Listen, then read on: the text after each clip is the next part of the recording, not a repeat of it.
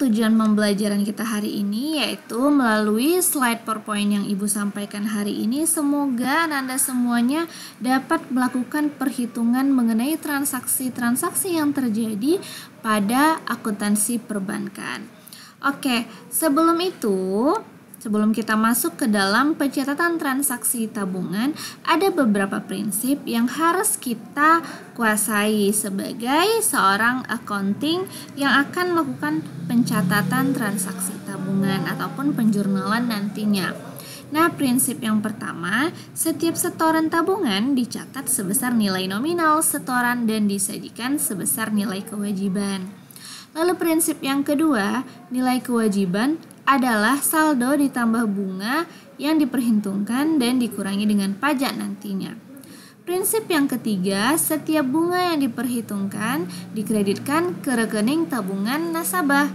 Lalu prinsip yang keempat, setoran tabungan juga dapat berupa warkat atau surat berharga lainnya. Baik, itu dia prinsip pencatatan transaksi tabungan. Kita masuk ya untuk slide selanjutnya. Nah, kita masuk ke contoh soal aja agar lebih semangat dalam memahami materi pencatatan transaksinya nanti. Tanggal 1 Maret 2012, Tuan Aditya membuka tabungan Prima pada Bank Prima Palembang dengan setoran tunai Rp1.000.000. Wesel yang telah jatuh tempo dan telah diendos oleh Bank Utama Bakti Jakarta sebesar 5 juta. Cek BNI Semarang sebesar 10 juta, inkaso dan clearing terhadap warkat dinyatakan berhasil. Biaya inkaso sebesar 50.000 dan biaya materai Rp10.000. Maka jurnal yang dibuat oleh Bank Prima seperti apa ya? Kita masuk ke slide berikutnya. Oke, ini pencatatannya pada saat menerima warkat inkaso, pada saat inkaso berhasil, dan pada saat kita menjurnal ke rekening tabungan.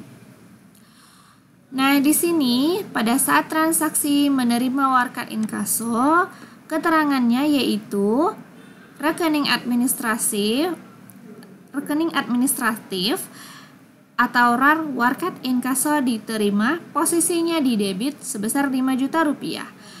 Pada saat inkaso dinyatakan berhasil, maka posisinya kita balancekan menjadi rekening administratif warkat inkaso diterima sebesar Rp5 juta di kredit.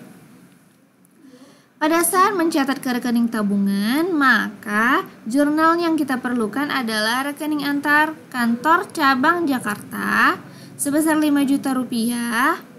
Lalu transaksi ini berhubungan dengan giro di Bank Indonesia karena setiap bank itu memiliki simpanan di Bank Indonesia dalam bentuk rekening giro sebesar 10 juta dan kas atau yang dibayar secara tunai tadi Rp1 juta. Lalu pendapatan inkasonya 50.000, biaya materai 10.000 dan tabungan Prima Tuan Aditya sebesar Rp15.940.000. Sampai di sini apakah ada yang ingin ditanyakan? Baik, kalau tidak ada kita lanjut ke slide berikutnya ya. Nah, anak-anak ibu semuanya, jika transaksi penyetoran dilakukan pada kantor atau kantor cabang lain, tetapi masih pada bank yang sama, apakah bisa? Jawabannya bisa. Nah, contoh nyatanya misalkan orang tua Ananda ingin melakukan transfer ke rekening Ananda yang berbeda cabang. Nah, kebetulan orang tua sedang berada di luar kota seperti Jakarta. Nah, Ananda sendiri berada di kota Pekanbaru. Nah, jawabannya bisa ya. Untuk jurnalnya seperti apa, kita masuk ke contoh berikut ini.